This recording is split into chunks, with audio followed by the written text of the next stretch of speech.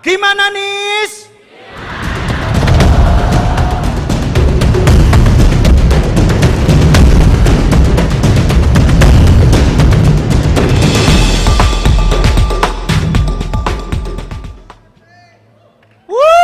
Boleh tepuk tangan teman-teman? Kita langsung mulai di pertanyaan pertama Mas Anies ya. Ini tidak ada singkatan Mas Anies ya. Enggak maksudnya, ini kan hanya menjelaskan. Mas Anies ini kan sudah keliling hampir di semua provinsi yang ada di Indonesia. Tapi sepertinya kok nggak ngaruh nih Pak. Baru aja ada yang merilis survei, katanya salah satu pasangan sudah tembus 50%.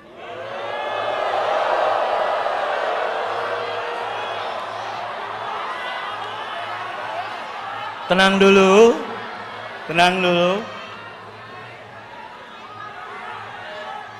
Terus katanya ini Pak, katanya.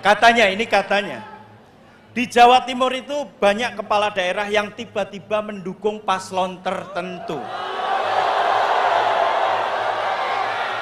Kayak ada yang aneh. Tenang dulu. Apa pendapat Mas Anies soal fenomena ini? Terus kenapa Mas Anies masih sibuk kampanye sana sini? Monggo.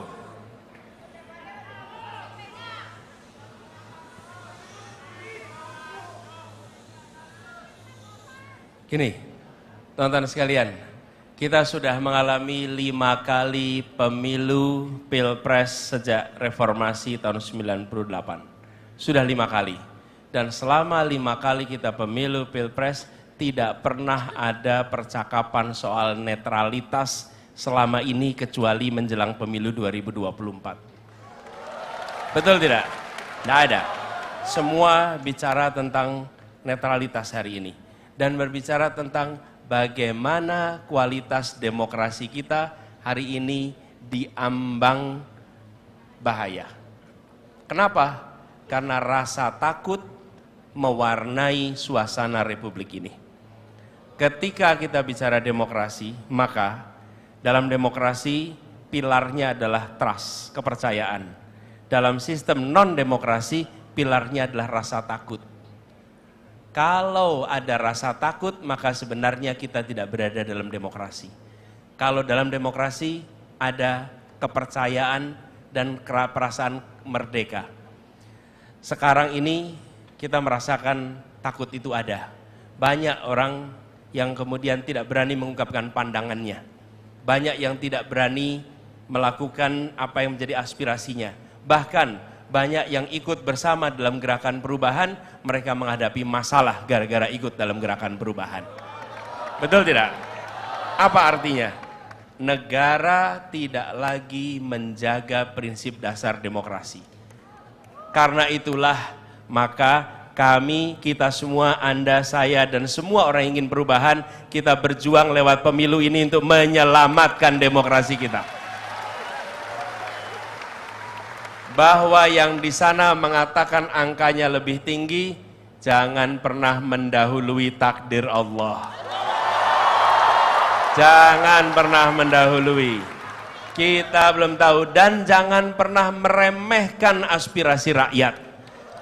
Bila sekarang dikatakan sudahlah cukup 1 putaran yang ditentukan menang si A, okay? Biar biayanya murah, ingat rakyat bisa membalas pernyataan itu. Yang kedua, yang tidak kalah penting, di sini letak bahayanya. Bila kemudian kita berpikir demokrasi bisa dipangkas dari menghargai aspirasi rakyat, kemudian mulai sudahlah. Jangan khawatir, cukup 1 putaran, nanti kita tentukan ke depan. Inilah tanda-tanda bahaya demokrasi. Demokrasi itu sering ada yang menyebut, definisinya banyak. Tapi ada yang menyebut one man, one vote. One woman, one vote. 1 suara, 1 orang, 1. Yang berbahaya begini, one man, one vote, one time. 1 orang, 1 suara, dan cuma sekali. Sesudah itu tidak ada suara lagi yang didengarkan. Di situ bahayanya demokrasi. One man, one vote, one woman, one vote, one time. Habis itu hilang. Apakah kejadian di banyak tempat? Ada. ada banyak tempat yang pernah merasakan dari demokrasi mundur menjadi tiadanya demokrasi. Karena itulah kita semua sekarang berjuang. Bagi kita semua, catatan yang penting bukan sekedar soal hari ini, tapi kita akan tunjukkan pada sejarah anak-anak muda Indonesia tidak membiarkan demokrasi kita diambil alih, tidak membiarkan demokrasi kita dibajak, dan tidak membiarkan kekuatan yang menjaga ketimpangan berkuasa terus-menerus di negeri ini. Karena itulah saya terus jalan kampanye. Iya. Saya sampaikan, memang kalau yang keliling kampanye itu karena dia tidak bisa mencetak poster untuk dikelilingkan ke seluruh Indonesia. Kalau yang bisa nyetak poster, posternya yang dikelilingkan. Kalau tidak bisa minta nyetak poster, orangnya yang dikelilingkan. Oh.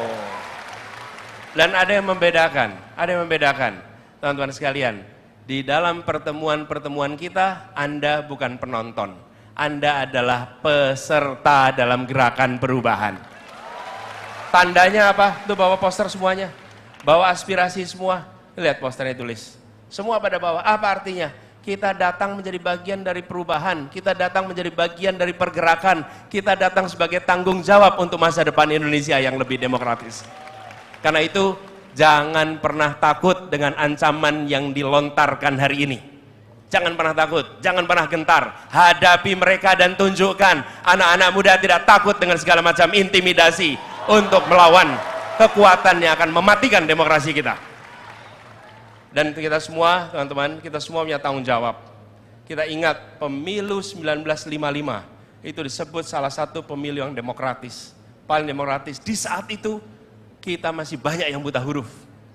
Rakyat tertib memilih, rakyat tertib menyampaikan pandangannya. Disitulah nilai dasar republik ini. Warga negara yang ambil tanggung jawab. Jadi hari ini ketika banyak yang merasa terintimidasi, kita menjadi bagian yang tidak terintimidasi. Ada satu hal yang sederhana, teman-teman. Mengapa takut? Mengapa terkunci? Mengapa tidak bisa bergerak? Mengapa tersandra? Mengapa tersandra? Mengapa tersandra? Mengapa tersandra? Mengapa tersandra? Mbak Baby, apa jawabnya?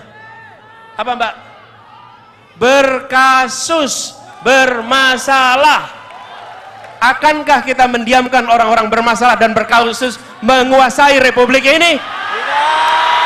Apakah itu perlu dibiarkan? Tidak. Itulah sebabnya kita mau melakukan perubahan. Perubahan. Dan yang duduk di meja ini sudah berkali-kali mengalami harus diperiksa ini, periksa itu. Hadapi. Kenapa? Insya Allah kita tidak punya masalah. Karena itu kita hadapi siapapun juga yang memberikan tantangan itu.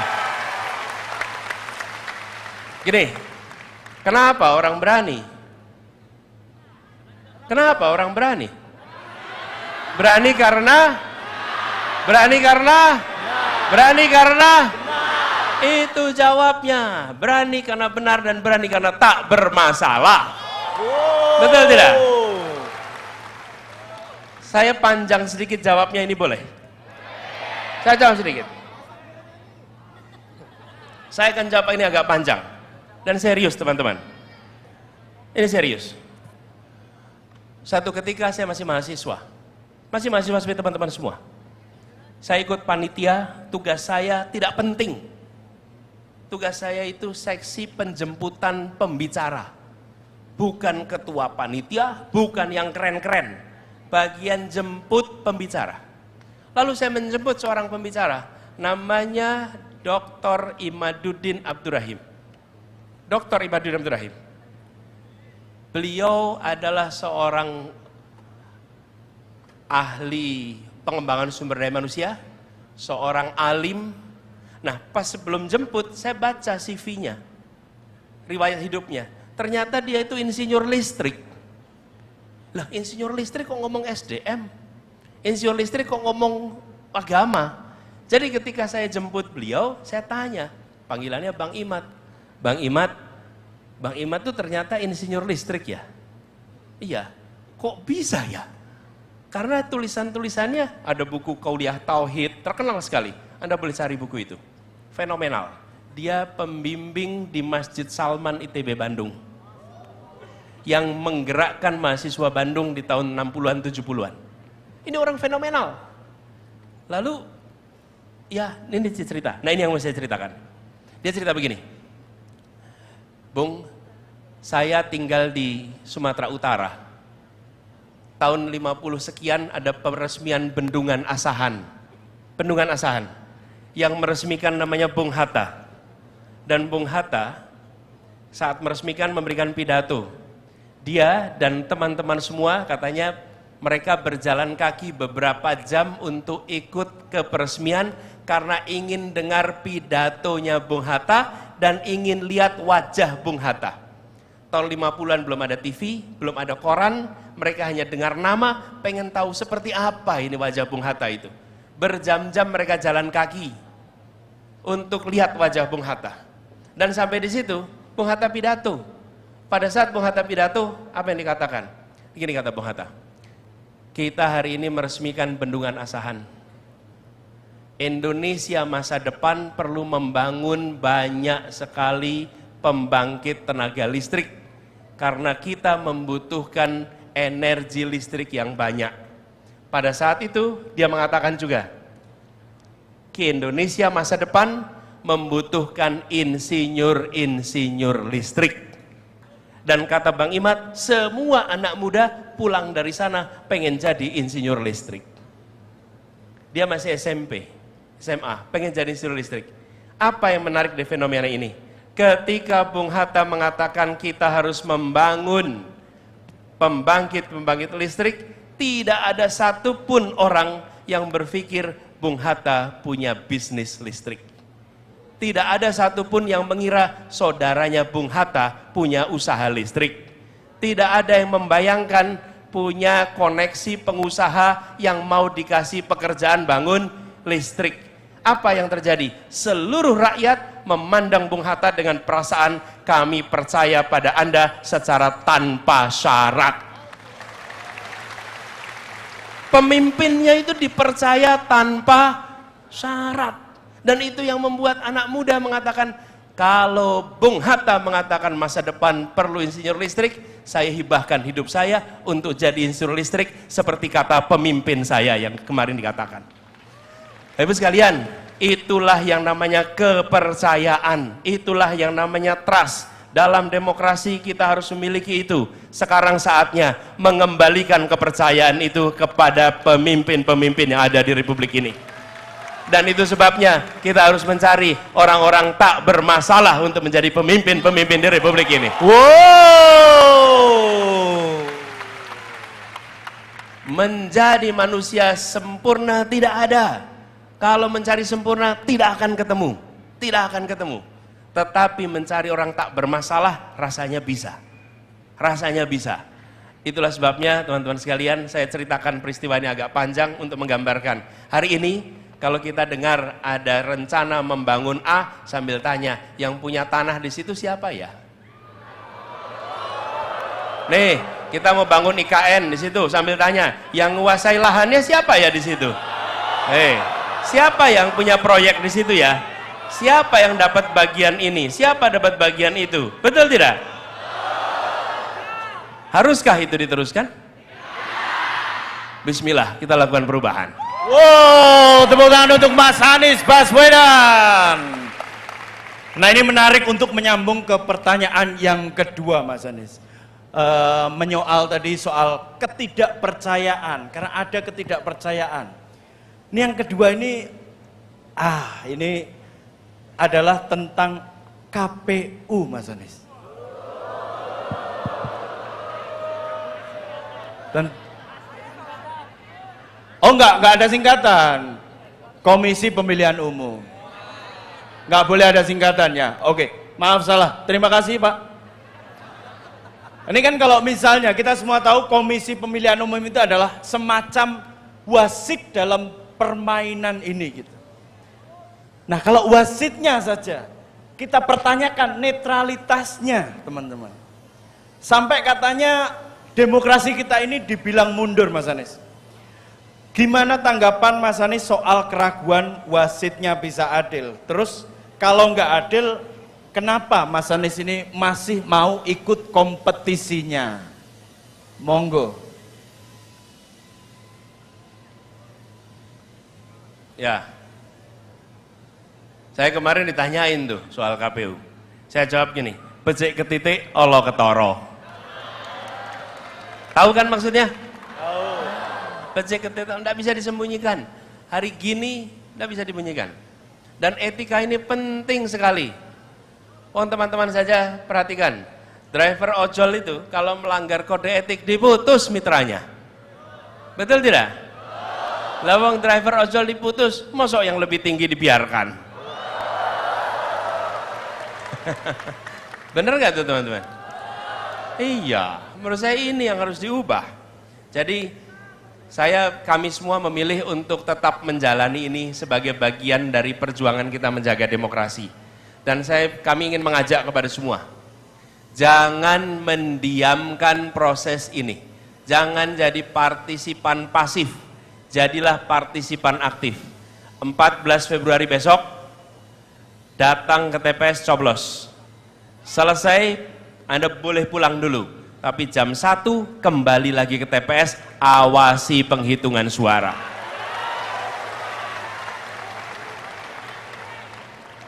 Dan pastikan formulir C1 plano harus bisa diakses publik.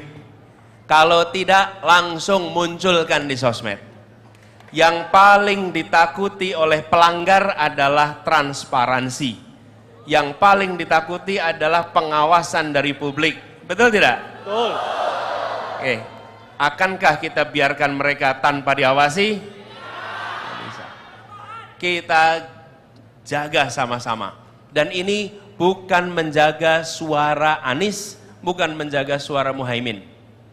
Ini menjaga harapan jutaan orang yang menginginkan ada perubahan di Republik ini.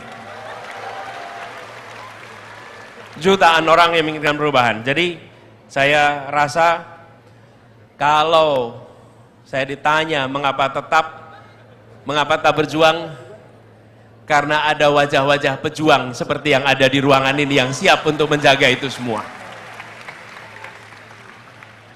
Yes, we are not alone. Ya.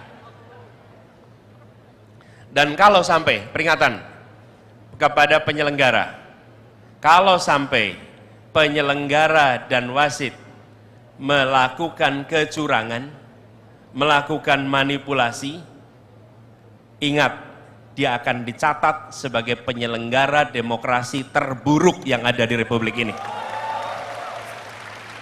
Bayangkan anaknya, cucunya 10-15 tahun lagi. Hari ini Bapak sekalian, ini kita orang Surabaya di sini semua nih. Orang Surabaya nih. Di Surabaya terjadi pertempuran. Kita semua kenal dengan istilah peristiwa 10 November. Bapak sekalian, saya datang ke beberapa kampung di sini yang anak cucunya dengan rasa bangga mengatakan, Pak Anies, itu makam orang-orang tua kami yang dulu bertempur pada saat peristiwa 10 November. Mereka menunjukkan makam itu sambil menyatakan kami bangga. Tapi tidak ada satupun yang menjadi tentara Belanda yang anak cucunya bangga karena ayahnya kolaboratornya Belanda. Karena kakeknya kolaborator Belanda. Bagi seluruh penyelenggara pemilu, ingat, bila pemilu ini menjadi pemilu terburuk, anak cucu Anda akan menanggung rasa malu atas yang dikerjakan orang tuanya. Malu mereka.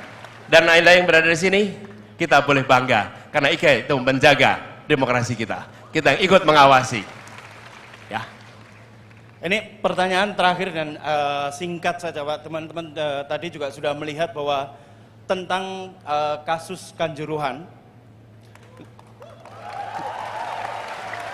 Salah satu yang paling disesalkan warga Jawa Timur itu adalah penyelesaian kasus Kanjuruhan yang sampai sekarang belum jelas ujungnya.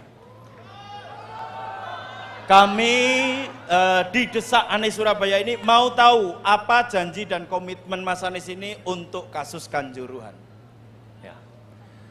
Ini pernah saya sampaikan kalau tidak salah pada debat pertama. Betul ya? Saya angkat pada debat pertama. Kenapa? Karena kasus ini bisa saja secara hukum sudah dinyatakan selesai. Secara formal hukum. Tapi rasa keadilan dia belum selesai di mata masyarakat. Betul tidak? Tanya kepada masyarakat Malang Raya, bagaimana perasaannya? Tanya kepada keluarga-keluarga yang kehilangan anak-anaknya, kehilangan saudaranya, belum selesai. Karena itu kami melihat ke depan ini harus diselesaikan dengan tuntas. 4 hal. 4 hal. 1, harus menguak apa yang sesungguhnya terjadi. Tanpa kita tahu apa yang sesungguhnya terjadi, bagi semua pihak tidak ada perasaan selesai. Closure hanya muncul kalau ada exposure yang lengkap. Yang kedua, siapa yang bertanggung jawab, orang yang bersalah tidak boleh melenggang, tidak diberi hukuman. Semua harus mendapatkan sanksi setimpal dengan tanggung jawabnya. Yang ketiga, yang dirugikan harus mendapatkan ganti rugi. Bapak sekalian, saya harus garis bawahi, sebanyak apapun uang diberikan, sesantun apapun santunan itu diberikan, dia tidak akan pernah bisa mengobati kehilangan keluarga atas anak-anaknya meninggal di sana. Nah mungkin, tapi ketika itu diberikan, paling tidak dia membantu mengurangi beban. Dan yang keempat, komitmen. Jangan pernah peristiwa seperti ini berulang. 4 itu. Kerjakan 4 itu, rasanya kita akan punya closure, dan sesudah itu kita ambil hikmahnya, supaya poin keempat terlaksana. Jangan pernah terjadi lagi peristiwa seperti itu. Gitu jawabnya. Oke, tepuk tangan untuk Mas Anies Baswedan. Nah, ini jawabannya menyala sekali dari tadi Mas Anies. Minta menyala maaf. abahku. Iya, ini apa namanya, gini, saya ini hanya menyerap energi yang ada dalam ruangan ini. Saya mantulin aja, karena yang ada di ruangan ini luar biasa, di bawah juga. Dan rasanya kalau seperti ini Indonesia akan menyala terang di masa depan. Amin. Ya.